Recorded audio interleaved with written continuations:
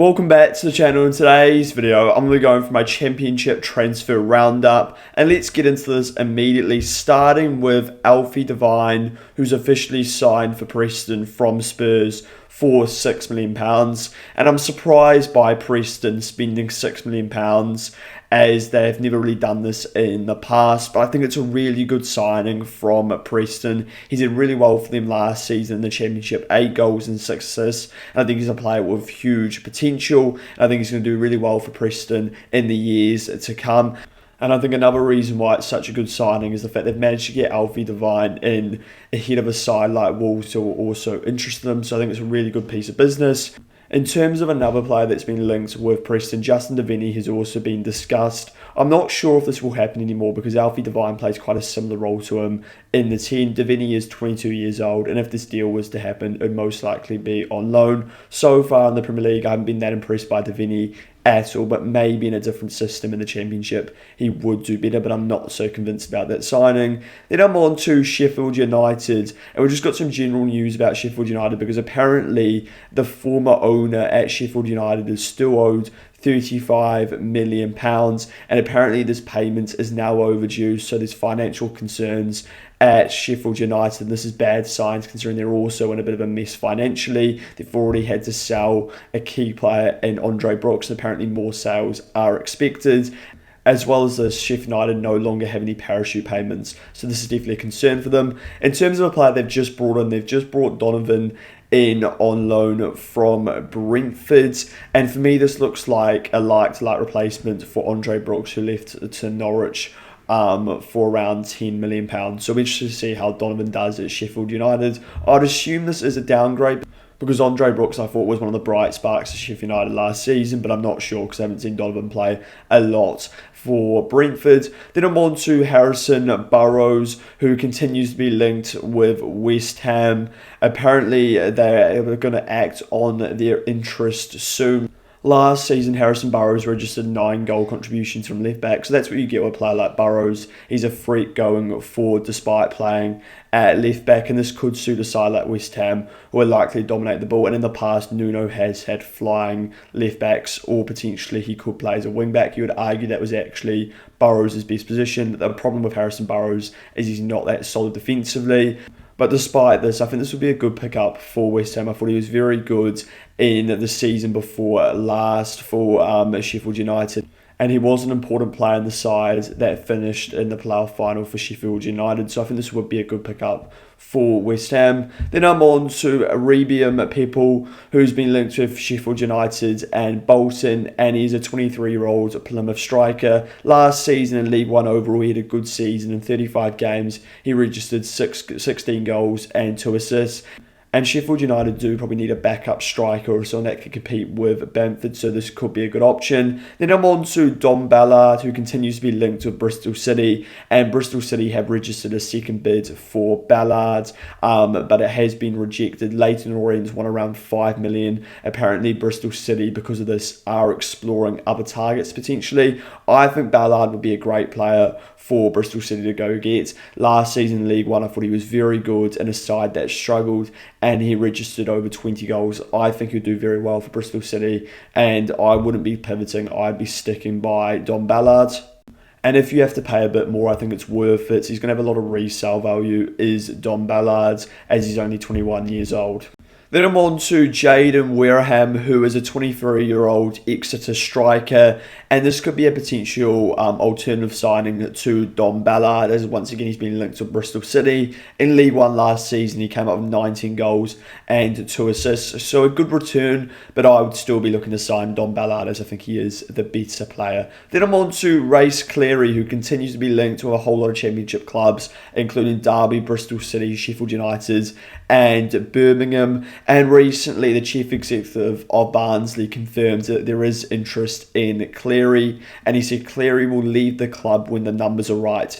I think this is suggesting that Cleary will go. It's just for how much. That's more the question. I don't see Cleary staying at Barnsley this summer. He's just too good for Barnsley. Last season in League One, he was a real threat out wide, and he came up with 20 goal contributions. Then I'm on to Lewis Dobbin, who's been linked with Sheffield United, Southampton, Wolves, and Middlesbrough. Last season in the Championship for Preston, he came up with 10 goals and 8 assists, and I thought Dobbin was a threat throughout. He's also an attacker that can play across the front three. And I reckon Villa would be willing to let Dobbin go, because I can't see him influencing Villa's season in the Premier League. And I think it would be a good pickup for any of those clubs. I do like Lewis Dobbin. Then I'm on to Carl Joseph, and it now appears he will be signing for Borough. This transfer did stall due to an ankle injury, but he is now signing for Borough for £5 million. And I think this is a good signing. He's a really hard-working attacker who can play a variety of positions. This should suit a manager like Hellberg, who likes his sides to press, and he also plays a variety of formations. Last season, for Hull, we came up with 8 goals and 5 assists in 44 games. Not bad at all.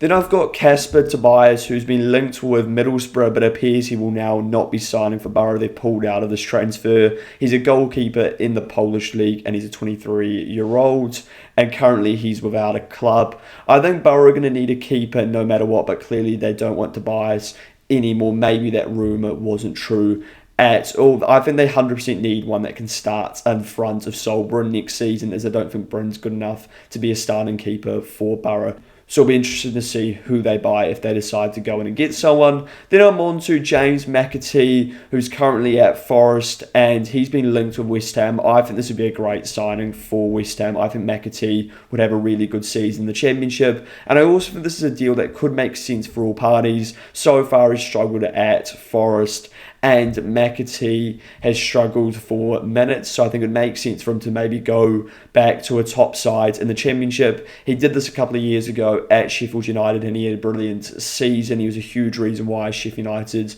were promoted, and I could see the exact same thing happening at West Ham, so I think that'd be a great signing to make. He can play out on the right wing and also in the 10. And speaking of players that can play in the 10, West Ham have confirmed the signing of Gustavo Sá for £17 million, a 21-year-old attacking midfielder who plays in the Portuguese First Division.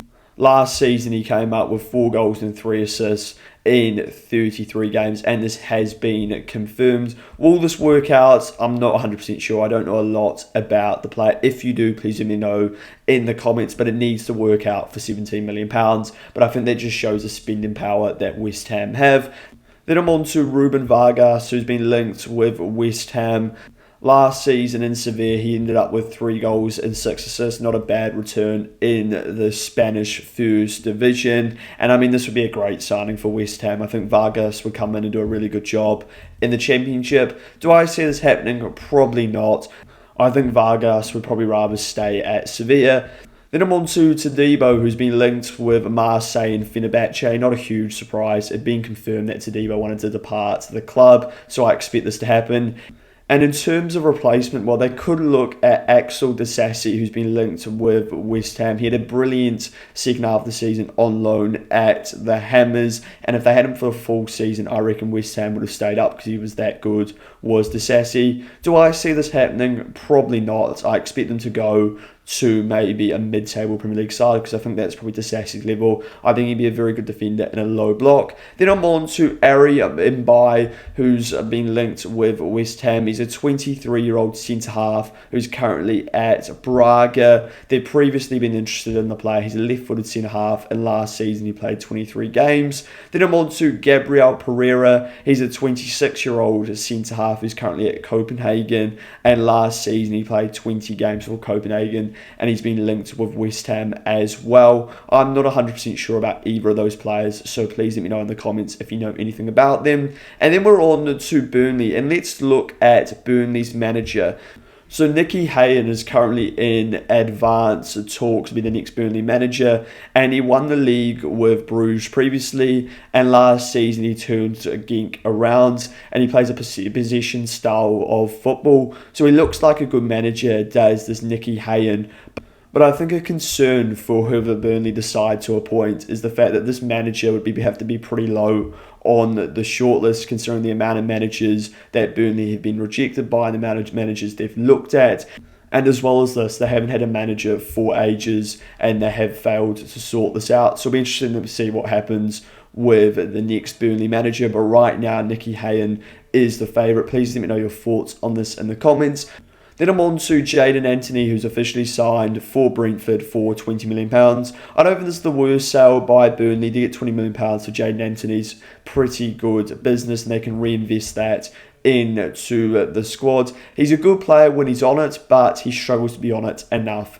Then I'm on to Hartman, who's officially gone on loan to Espanyol, and the reason it is a loan deal is because the owner owns both clubs. So if Burnley do get promoted, then Hartman will probably return to the squad for the following season. Do I like deals being done between clubs that the same person owns? Not really, but that is football today. Then I'm on to Lucas Colisciu, who's been linked with Fiorentina and Paris FC, and Fiorentina have officially bid for Colisciu for £11 million. Once again, it wouldn't be the worst player for Burnley to keep around, but if you can get £11 million for Lucas Colisciu, I think you take that. Then I'm on to Malier, who's officially signed for Arsenal, and the reason I've mentioned this is because there were some Championship clubs interested in Malier, including Blues, but he's decided to go to Arsenal. Do I think this would have been a good signing for Blues? No, because I don't even know if he's Championship standard at this point, Malier. He was that bad for Leeds in the 2 seasons in the Champ. I think he is a keeper low on confidence, but I still think it would have been a massive risk for Blues to take. And a risk not worth taking considering Blues had problems with their keeper last season in Beadle.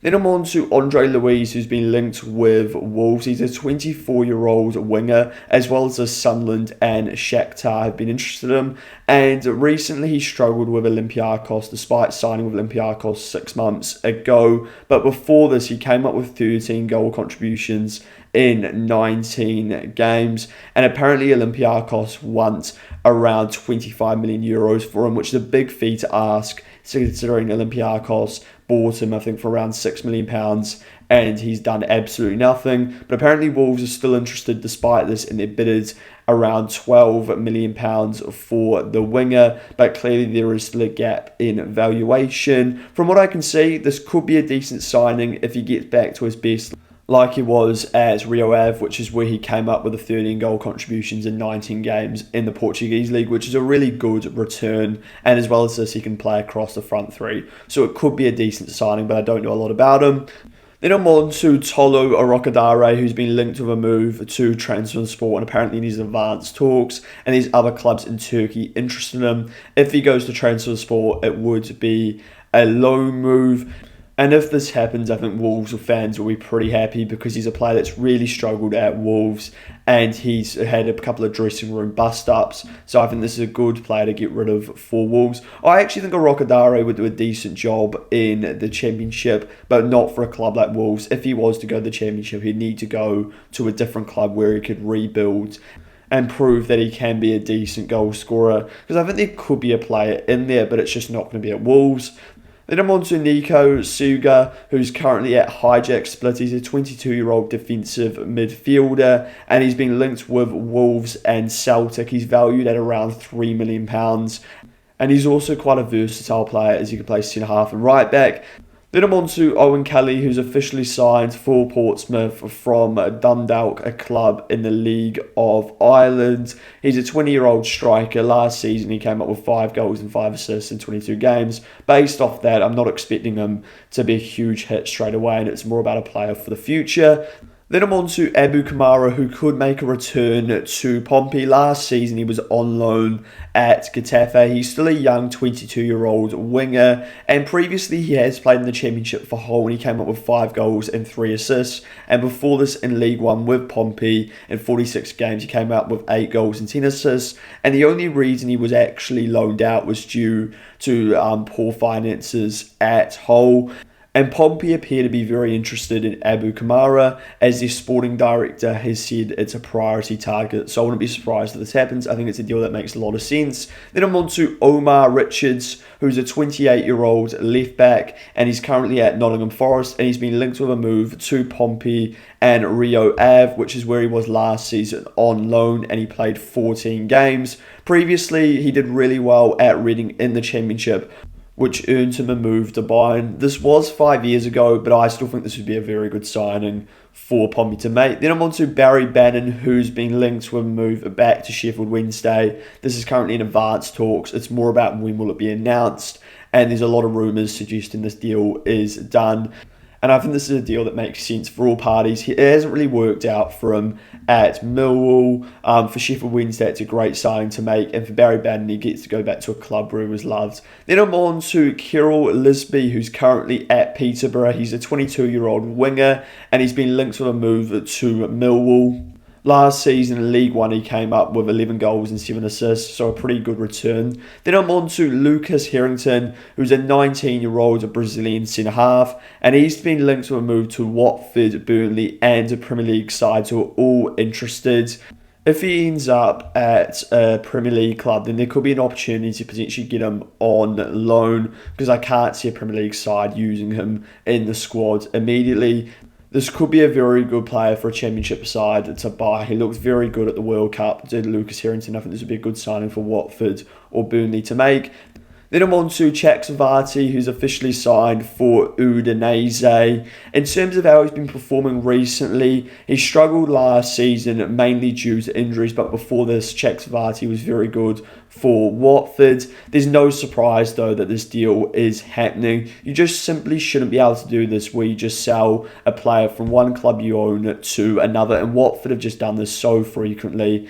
And it really shouldn't happen because it's just a cop-out for clubs. Apparently the rumoured fee is around £5 million. And what will this do? Well, it will allow Watford to clear any debt and then potentially go in and buy some players. I don't like this when I see it. Then I'm on to Mamadou Doumbia, who's a 20-year-old Watford striker who's been linked with some clubs in Germany, Hoffenheim, Hamburg and Leipzig. Last season he came up with 4 goals and 1 assist in 33 games. I think he's a player with potential, but he's also a player that you wouldn't mind selling for a decent fee when he's coming up with that sort of return. Then I'm on to Jerome Pryor, who's a Livingston 30-year-old French goalkeeper, and he's been linked with a move to QPR as well as other Championship sides and League One sides. He's valued at 100,000 is Jerome Pryor due to Livingston being relegated, and realistically he's just a backup option.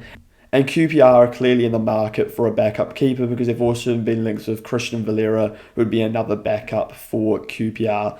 Then I'm on to Yanis Semengi, who's a winger that's currently playing in the Swiss League. He's 24 years old. He's been linked with QPR, Venezia, Hamburg, Schalke and Athens. Last season, in 36 matches, he came up with 3 goals and 2 assists. I don't know a lot about him.